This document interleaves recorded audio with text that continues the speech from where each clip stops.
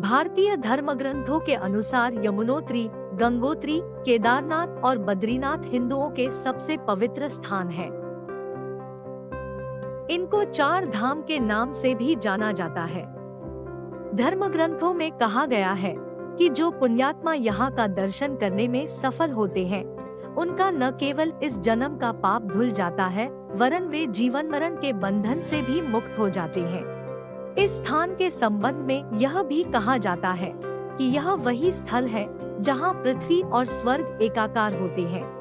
तीर्थयात्री इस यात्रा के दौरान सबसे पहले यमुनोत्री, यमुना और गंगोत्री, गंगा का दर्शन करते हैं। यहाँ से पवित्र जल लेकर श्रद्धालु केदारेश्वर पर जलाभिषेक करते हैं। इस वीडियो में सबसे पहले हम गंगोत्री के बारे में तथा गंगोत्री से जुड़ी पौराणिक कथा के बारे में जानेंगे। बांदरपूंछ के पश्चिमी छोर पर पवित्र यमुनोत्री का मंदिर स्थित है। परंपरागत रूप से यमुनोत्री 4 धाम यात्रा का पहला पड़ाव है। जानकी चट्टी से 6 किलोमीटर की चढ़ाई चढ़ने के बाद यमुनोत्री पहुंचा जा सकता है। पौराणिक कथाओं के अनुसार यमुना सूर्य की बेटी थी और यम उनका बेटा था। यही वजह है कि यम अपने बहन यमुना में श्रद्धा पूर्वक स्नान किए हुए लोगों के साथ सख्ती नहीं बरतता है। यमुना का उद्गम स्थल यमुनोत्री से लगभग 1 किलोमीटर दूर 4421 मीटर की ऊंचाई पर स्थित यमुनोत्री ग्लेशियर है। यमुनोत्री मंदिर के समीप कई गर्म पानी के सोते हैं जो विभिन्न पुलों से होकर गुजरती है। इनमें से सूर्य कुंड प्रसिद्ध है। कहा जाता है अपनी बेटी को आशीर्वाद देने के लिए भगवान सूर्य ने गर्म जलधारा का रूप धारण किया। श्रद्धालु इसी कुंड में चावल और आलू कपड़े में बांधकर कुछ मिनट तक छोड़ देते हैं, जिससे यह पक जाता है। तीर्थयात्री पके हुए इन पदार्थों को प्रसाद स्वरूप घर ले जाते हैं। सूर्य कुंड के नजदीक ही एक शिला है जिसको दिव्य शिला के नाम से जाना जाता है। तीर्थयात्री यमुना जी की पूजा करने से पहले इस दिव्य शिला का पूजन करते हैं। यमुनोत्री धाम वह धाम है जहां भक्त अपनी 4 धाम यात्रा में सबसे पहले जाते हैं। यह धाम देवी यमुना को समर्पित है, जो सूर्य की बेटी और यमराज की जुड़वा बहन थी। पौराणिक कथाओं के अनुसार एक बार भैया दूज के दिन यमराज ने देवी यमुना को वचन दिया कि जो कोई भी नदी में डुबकी लगाएगा उसे यमलोक नहीं ले जाया जाएगा और इस प्रकार उसे मोक्ष प्राप्त होगा। और शायद यही कारण है कि यमुनोत्री धाम 4 धामों में सबसे पहले आता है। लोगों का मानना है कि यमुना के पवित्र जल में स्नान करने से सभी पापों की नाश होता है और असामयिक दर्दनाक मौत से रक्षा होती है। गंगोत्री समुद्र तल से 9,980 3,140 मीटर फीट की ऊंचाई पर स्थित है। गंगोत से ही भागीरथी नदी निकलती है। गंगोत्री भारत के पवित्र और आध्यात्मिक रूप से महत्वपूर्ण नदी गंगा का उद्गम स्थल भी है। गंगोत्री में गंगा को भागीरथी के नाम से जाना जाता है। पौराणिक कथाओं के अनुसार राजा भागीरथ के नाम पर इस नदी का नाम भागीरथी रखा गया। कथाओं में यह भी कहा गया है कि राजा भागीरथ ने ही तपस्या करके गंगा को पृथ्वी पर लाए थे। गंगा नदी गोमुख से निकलती है। पौराणिक कथाओं में कहा गया है कि सूर्यवंशी राजा सागर ने अश्वमेध यज्ञ कराने का फैसला किया। इसमें इनका घोड़ा जहाँ गया उनके 60,000 बेटों ने उन जगहों को अपने आधिपत्य में लेता गया। इससे देवताओं के राजा इंद्र चिंतित हो गए। ऐसे में उन्होंने इस घोड़े को पकड़कर कपिल मुनि के आश्रम में बांध दिया। राजा सागर के बेटों ने मुनिवर का अनादर करते हुए घोड़े को छुड़ा ले गए। इससे कपिल मुनि को काफी दुख पहुंचा। उन्होंने राजा सागर के सभी बेटों को शाप दे दिया, जिससे वे राख में तब्दील हो गए। राजा सागर के क्षमा याचना करने पर कपिल मुनि द्रवित हो गए और उन्होंने राजा सागर को कहा कि अगर स्वर्ग में प्रवाहित होने वाली नदी पृथ्वी पर आ जाए और उसके पावन जल का स्पर्श इस राख से हो जाए तो उनका पुत्र जीवित हो जाएगा। लेकिन राजा सागर गंगा को जमीन पर लाने में असफल रहे। बाद में राजा सागर के पुत्र भागीरथ ने गंगा को स्वर्ग से पृथ्वी पर लाने में सफलता प्राप्त की। गंगा के तेज प्रवाह को नियंत्रित करने के लिए भागीरथ ने भगवान शिव से निवेदन किया। फलत भगवान शिव ने गंगा को अपने जटा में लेकर उसके प्रवाह को नियंत्रित किया। इसके उपरांत गंगा जल के स्पर्श से राजा सागर के पुत्र जीवित हुए। हिंदू धर्म में गंगोत्री को मोक्ष प्रदायिनी माना गया है। मंदिर में प्रार्थना और पूजा आदि करने के बाद श्रद्धालु भगीरथी नदी के किनारे बने घाटों पर स्नान आदि के लिए जाते हैं। गंगोत्री से लिया गया गंगा जल केदारनाथ और रामेश्वरम के मंदिरों में भी अर्पित की जाती है। चार धाम यात्रा में अगला प्रमुख धाम गंगोत्री धाम है। यह मंदिर देवी गंगा को समर्पित है, जो उत्तराखंड के उत्तरकाशी जिले में भागीरथी नदी के तट पर स्थित है।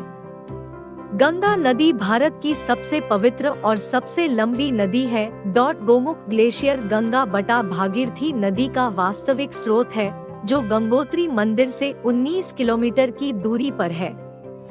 कहा जाता है कि गंगोत्री धाम वह स्थान है जहां देवी गंगा पहली बार भागीरथ द्वारा 1000 वर्षों की तपस्या के बाद स्वर्ग से उतरी थी। किंवदंतियों के अनुसार देवी गंगा धरती पर आने के लिए तैयार थी, लेकिन इसकी तीव्रता ऐसी थी कि पूरी पृथ्वी इसके पानी के नीचे डूब सकती थी। पृथ्वी को बचाने के लिए भगवान शिव ने गंगा नदी को अपने जटा में धारण किया और गंगा नदी को धारा के रूप में पृथ्वी पर छोड़ा और भागीरथी नदी के नाम से जानी गई। अलकनंदा और भागीरथी नदी के संगम देवप्रयाग पर गंगा नदी को इसका नाम मिला। प्रत्येक वर्ष सर्दियों में गोवर्धन पूजा के शुभ अवसर पर गंगोत्री धाम के कपाट बंद कर दिए जाते हैं और मां गंगा की प्रतीक चिन्हों को गंगोत्री से हरसिल शहर के मुखबा गांव में लाई जाती है और अगले 6 महीनों तक वही रहती है।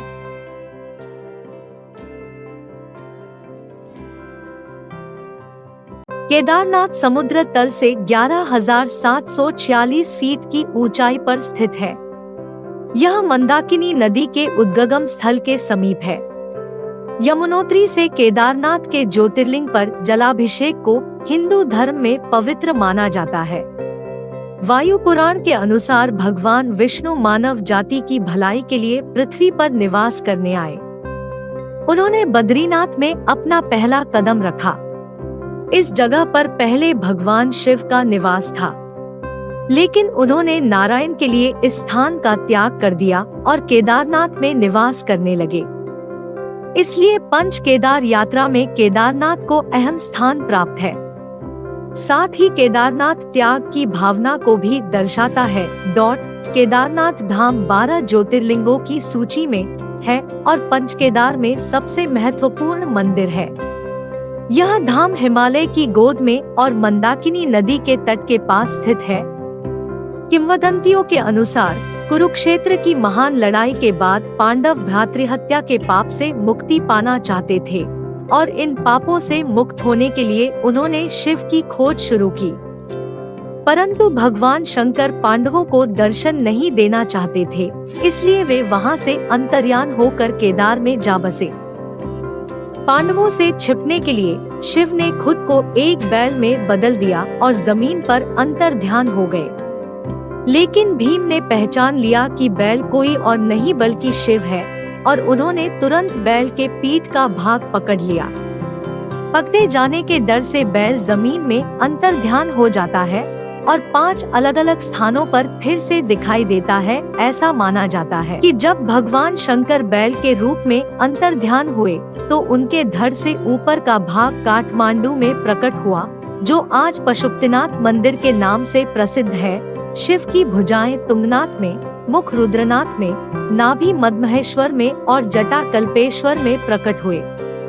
इसलिए इन 4 स्थानों सहित श्री केदारनाथ को पंचकेदार कहा जाता है। दीपावली के बाद सर्दियों में मंदिर के कपाट बंद कर दिए जाते हैं और शिव की मूर्ति को उखीमठ के ओंकारेश्वर मंदिर में ले जाया जाता है, जो अगले 6 महीनों तक उखीमठ में रहती है। बद्रीनाथ नर और नारायण पर्वतों के मध्य स्थित है, जो समुद्र तल से 10,276 फीट की ऊंचाई पर स्थित है।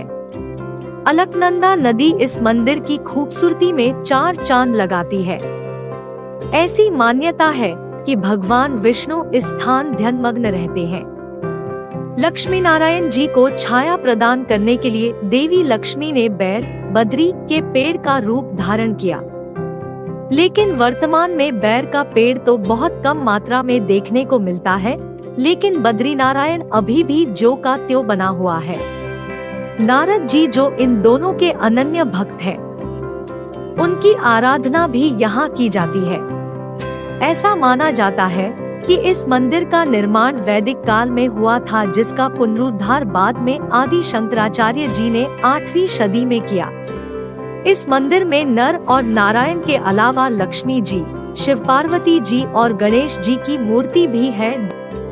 यात्रा का चौथा और अंतिम धाम बद्रीनाथ धाम है। उपमहाद्वीप में बद्रीनाथ धाम सबसे पवित्र और दौरा किया गया धाम है। बद्रीनाथ मंदिर में हर साल 10 लाख से अधिक श्रद्धालु दर्शन करते हैं। यह मंदिर भगवान विष्णु जी को समर्पित है, जो अलकनंदा नदी के तट पर नर और नारायण पर्वत के बीच स्थित है। यह एकमात्र धाम है जो 4 धाम और छोटा 4 धाम दोनों का हिस्सा है। बद्रीनाथ मंदिर के अंदर भगवान विष्णु जी की 1 मीटर लंबी काले पत्थर की मूर्ति है, जो अन्य देवी देवताओं से घिरा हुआ है।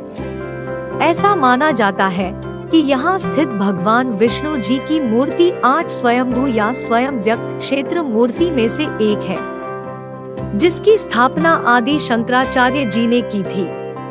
कथा के अनुसार एक बार भगवान विष्णु जी ने ध्यान के लिए एक शांत जगह की तलाश की। यहाँ भगवान विष्णु जी अपने ध्यान में इतने लीन हो गए कि उन्हें अत्यधिक ठंड के मौसम का भी एहसास नहीं हुआ।